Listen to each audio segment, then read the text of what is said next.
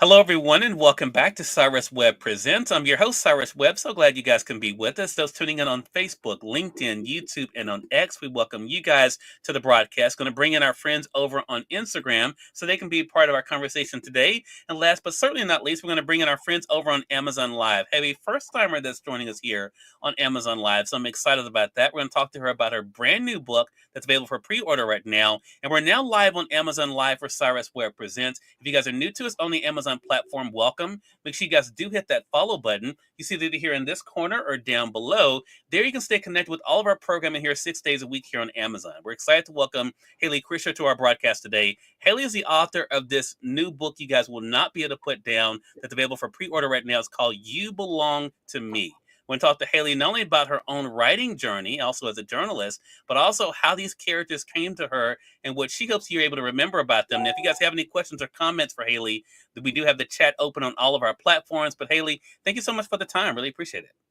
Thank you so much for having me, Cyrus. Look, I am excited about this. I was just saying to Hayley before we went live, this book has something for everyone. Now, it is kind of, geared toward, I think, definitely teens will enjoy this book, but us adults, I think we will as well. Hayley, what has it been like for you? We're about a week out now, or less than a week actually, from that book's actual release. But what has it been like for you to see the early response to it? Well, it's been great because I think, my book is about a young, You Belong to Me. It's about a young girl who's in high school and she feels like an outsider and her skin isn't that great. And she's the daughter of she's a teacher's daughter at this very elite private school. And she sort of gets enamored by and starts a relationship with a wellness guru's daughter. And so she gets into this wellness world and just completely gets sucked into it. And so I think that the wellness and beauty world is just, it really, applies to everybody about how we're all influenced by the wellness and beauty world. As much as I love the wellness and beauty world, I think that, these days, everything is wellness, and it's such an enormous industry. I think it's like a $460 billion industry, and they're saying that it's going to turn into a $9 trillion industry by 2028. So I think we're all impacted by this because there's not always good players in this area. And I think that, whether you have kids or whether, you're an adult, everyone's being influenced in a Yeah. different way. Yeah, such a great point. And I'm so glad as you were talking just now, and I want to say hello to Felix. Hello to you over there on IG. Hello to you. I'm not sure how to pronounce it, but it's AMCEVER. Thank you so much for joining us over there on IG as well. What is so great about you, Haley, even though this is my very first book of yours to read, when I was prepping for this segment, what I really thought was interesting was you've been able to write about topics that are, not only, of course, so current to the world that we live in, but also able to have conversations around things even as the books are novels. What has it been like for you, Haley, to write what you love, but also to bring attention to causes and issues and subjects like this that you want to bring attention to as well? Well, it's a really good question. And I started out as a journalist. I've been writing for over 20 years. I've written for the New York Times and for the Atlantic and Elle magazine. And so I think that that's just who I am personally. I just sort of find stories and are fascinated by them. And then I like to fictionalize it and delve into it. And so with You Belong to Me, I really was looking at celebrity wellness brands, and how enormously popular they have become. And I think that it's a great thing when you have a celebrity that you love, who is telling you buy this, but it's also can be a detrimental thing because I think in a lot of the wellness and beauty industry, they don't really have they don't have standards that are very strict. And so I think a lot of people end up seeing the word clean, for instance, all over the place. And so I personally had been working in the wellness industry years ago, back in the 90s, actually, when I was writing. It was sort of like a side job to work in a health food store.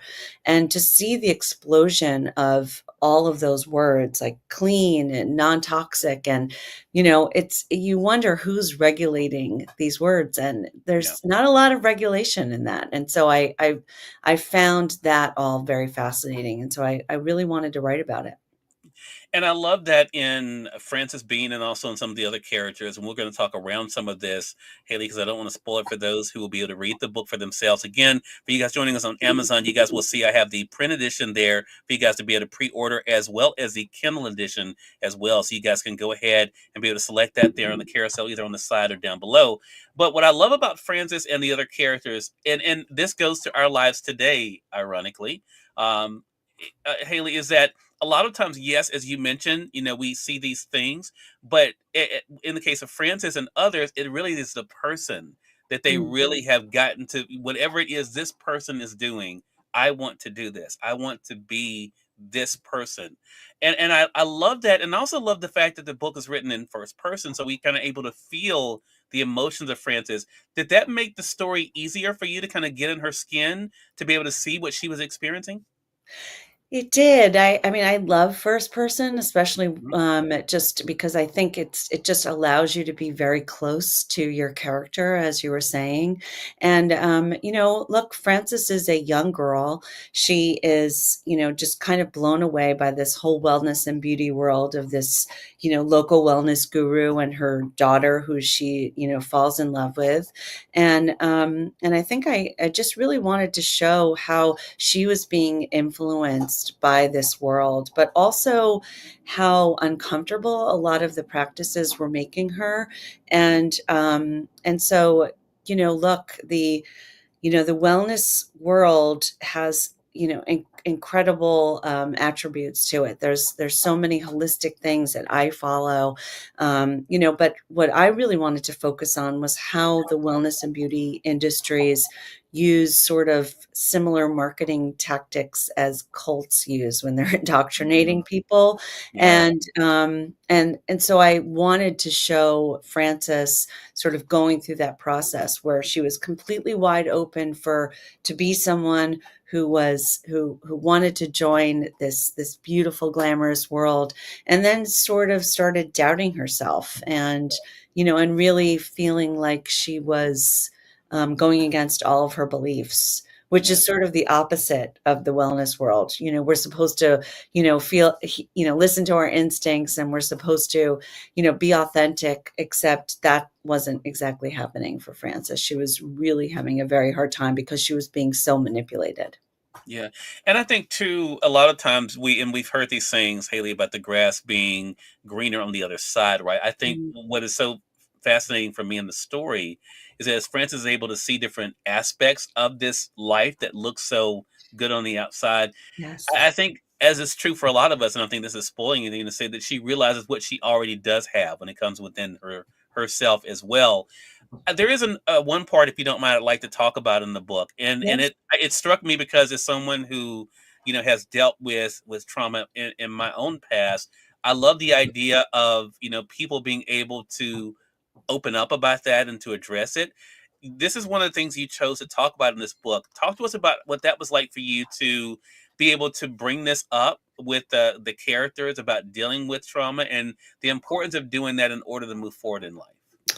Yeah, are you talking about that Francis's father was an alcoholic? Is that Correct. so yeah, so I think that, look, I think anybody can sort of get drawn into a cult like um kind of world, and be manipulated, and I think that there's, where we see it all over the place, with different influencers, but I think with Francis, she's so vulnerable, and she's so vulnerable to want something different in her life because she had this trauma where her father, who was an alcoholic and who died. And I think that she feels very much as an outsider.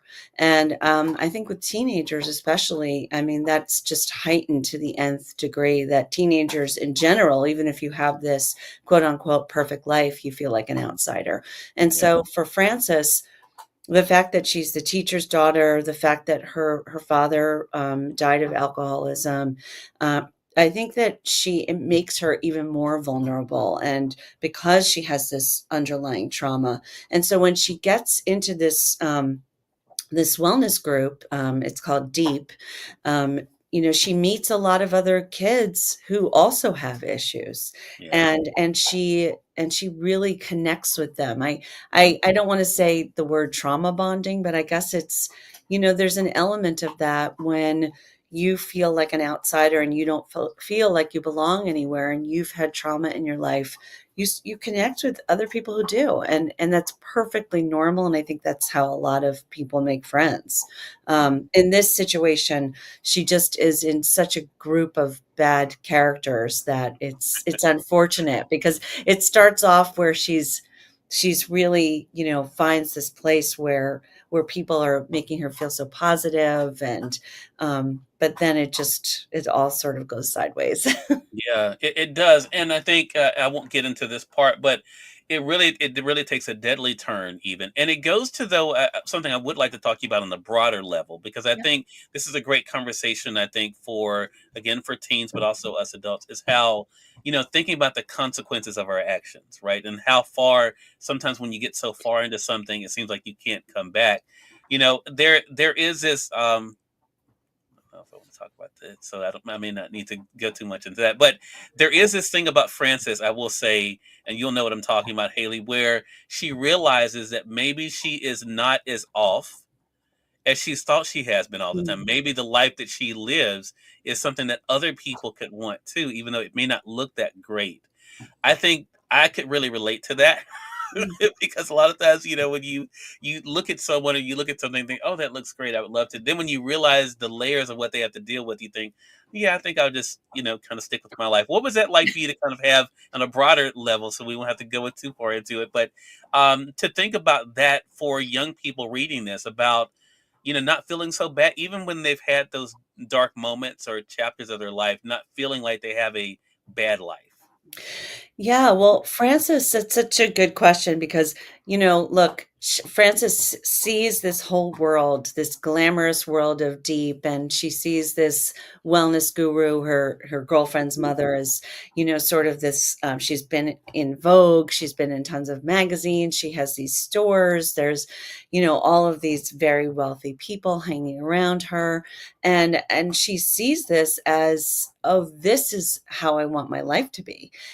I want my mother to have all of the answers, and I want my house to be all white, and I want, everybody to look like they're having a good time all the time. But it's sort of a fantasy world, and you can't have be perfect all the time. You can't have everything that, just because what we see, especially teenagers, what we see, and teenage girls specifically, at least that those are the studies that come out, that about, especially about like Instagram or TikTok or any of social media, is that teenage girls are the most vulnerable population for anxiety and depression when they're looking through social media. And I really wanted to sort of touch base on that for Frances, because she gets very drawn into this world because it looks beautiful, it sounds beautiful, but underneath there are all of these problems, and she can't really open her eyes to it until something horrible and horrific happens. Yeah. And I think that that's very common. We see lots of people on Instagram all the time, adults and teenagers, Hmm. constantly living these lives where we're like, how is their house so clean? And how is how does everything in their cabinet put away perfectly? How are their dogs so well behaved? And their clothes are so perfect, and even their lighting in their home, it looks beautiful. And so I think that we see all of this, and we don't realize what the sort of the dark side behind that maybe someone's been taking, thousands of photos until they get the right one. Yeah. Or maybe their kitchen looks perfectly clean, but the rest of their house is a disaster. I mean, we're Hmm. all humans. And I think Yes. that's the biggest issue that I have personally with the wellness and beauty industry is that I think that because the wellness industry is such an enormous industry, they use these marketing tactics that make people think that they have to live this life, and if they don't live this life, that they're not good enough. And that is the most dangerous part of it, because that's tough for adults, and that's tough for it's especially tough for teenagers. Haley, I could not agree more. I don't have any kids of my own, but I was thinking about after I finished the book, the title "You Belong to Me." That's really what advertisers and influencers really probably are saying to us because they have kind of taken over our lives because we've allowed them to, right? We've allowed them to tell us that, what we are is not enough. We have to have this in order to be, the better version of yourself. I mentioned earlier, Haley, even before this book, and we're going to let our audience know how to stay connected with you, but I mentioned earlier, even before this book, that you've been able to write about things that have captured people's attention. I'm sure that aspiring writers come to you and are always looking for advice.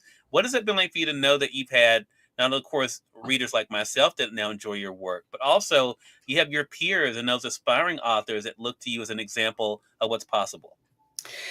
Yeah, I think, look, I mean, my first book, Something Happened to Ellie Greenleaf, is based on a true event.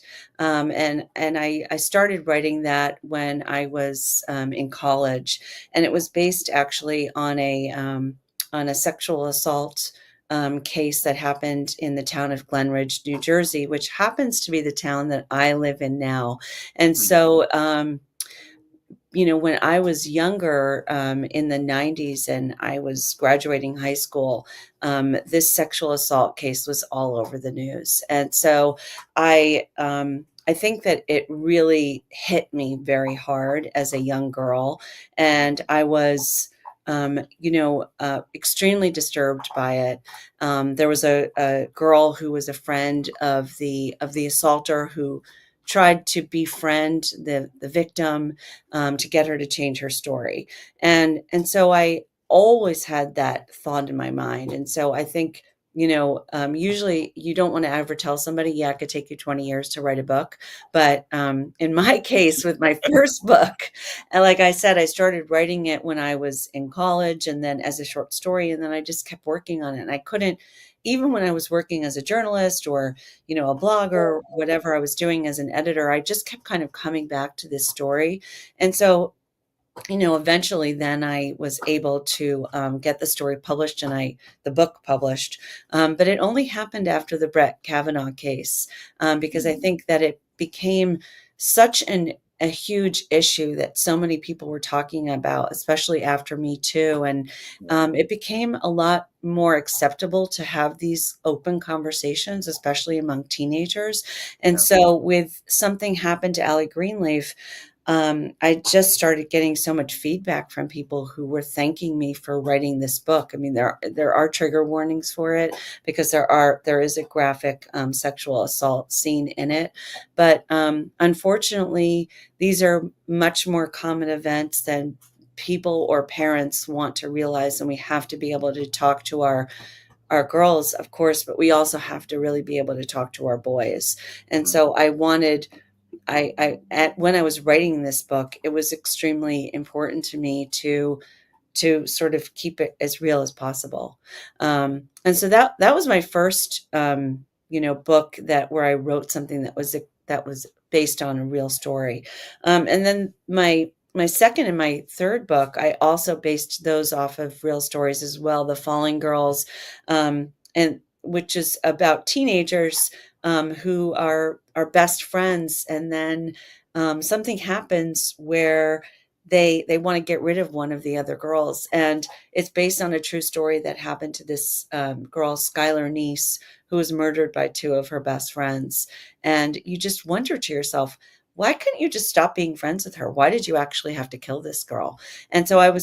I was fascinated by the relationships between these teenagers. And I think that's always something that I keep coming back to in my books. The same thing with my third book, Where Are You, Echo Blue? It's really about teenagers. It's about young girls and how they relate to each other. Where Are You, Echo Blue is about the most famous child star of the 1990s and how she deals with fame and friendships.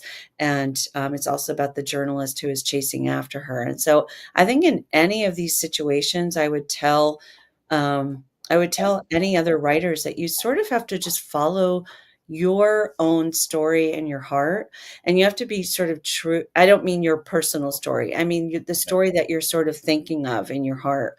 And you have to really be true to the story. Sometimes we want to put all sorts of details in stories because we think that it's going to make the story some sort of more readable or more sellable or more commercial. But at the end of the day, you have to really be true to the story and true to your characters, and ask yourself, what do my characters want? What do my characters need?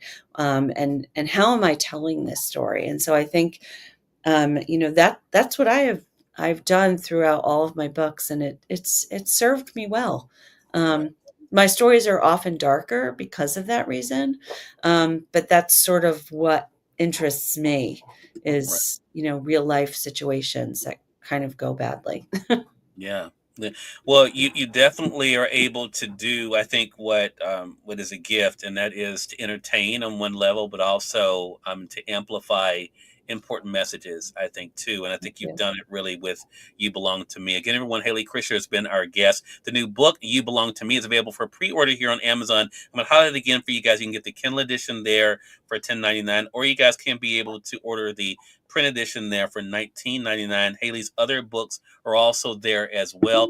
Hello to you, Butterfly Thoughts, over there on IG as well. Glad you could be with us. Hayley, great conversation with you. Let our audience know, how can they stay connected with you? Yeah, you can go on my website, HayleyKrischer.net. You can find me on Instagram. I'm Hayley Krischer there. You can find me on Threads as well, and I am sometimes on TikTok. I think my handle is Hayley Krischer Author. Um, my name is unique enough where you can usually find me in most places if you just type it in. But my books are sold on Amazon, on in all the big bookstores, but also at your indie bookstores as well. And of course, I always recommend that people, ask for my book at their local libraries. There we go. Hayley, congratulations to you on another great page turner. Looking forward to our next chat together. Thank you so much for having me. It's my pleasure. And we thank your audience for tuning in to another great segment of Cyrus Webb Presents. Until next time, you all make it a great one. We'll talk to you soon. Take care.